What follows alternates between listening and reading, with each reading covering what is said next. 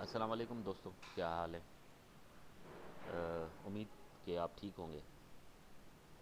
آج ایسے ہی ایک سوچا کہ ایک چھوٹی سی ویڈیو بناؤں، جس میں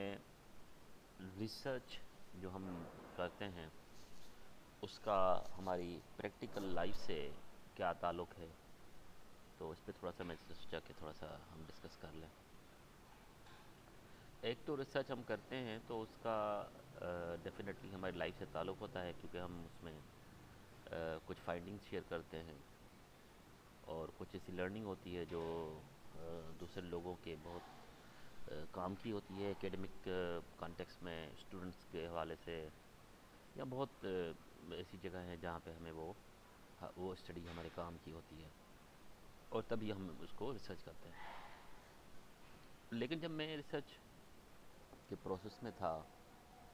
تو اکیڈمک کے علاوہ میں نے ریسرچ کو ایک ایسا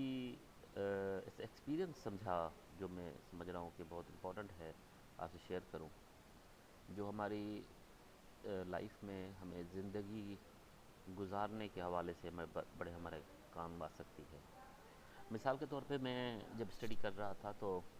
ہمیں اس میں پرپوزل میں اسٹیٹمنٹ آف دا پرابلم ہمیں اس میں اسٹیٹ کرنا ہوتا ہے، لکھنا ہوتا ہے، اس کا بیک گراؤنڈ بھی دینا ہوتا ہے کہ اس کا بیک گراؤنڈ کیا ہے، ریشنل دینا ہوتا ہے، purpose of the study, lots of things ہوتی ہیں جو اس میں ہوتا ہے۔ تو جب میں statement of the problem state کر رہا تھا تو میں نے اس میں ریئلائز کیا کہ ہم اپنی زندگی میں بہت سے ایسے ایشوز ہوتے ہیں، ایسے پرابلمس ہوتے ہیں جو اصل میں پرابلم ہوتے ہی نہیں ہیں، ہم انہیں پرابلم سمجھ لیتے ہیں، اور پھر ہم انہیں کیونکہ پرابلم سمجھ لیتے ہیں تو پھر ہم ان پہ اپنی انرجی لگاتے ہیں کہ اس کو ہم ریزالو کریں، لیکن اصل میں وہ پرابلم تو ہوتا ہی نہیں ہے۔ تو مجھے ایسا احساس ہوا کہ ہم اپنی زندگی میں تھوڑا سا ٹائم لے کے، تھوڑا سا سوچ سمجھ کے یہ بھی سمجھیں کہ جس کو ہم پرابلم لے رہے ہیں کہ وہ پرابلم ہے بھی یا نہیں،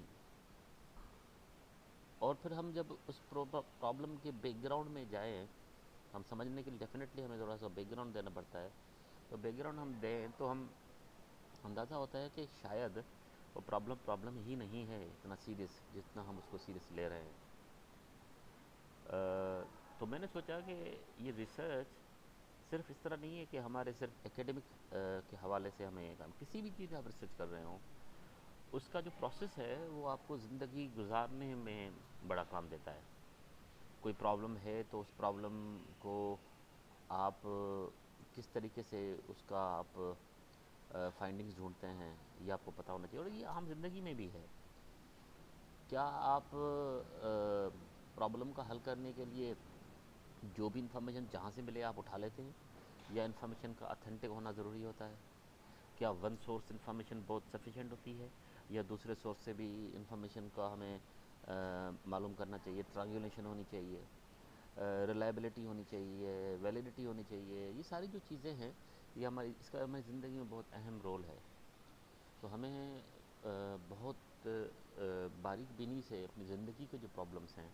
ان کو بھی ریسرچ کے انداز سے ہی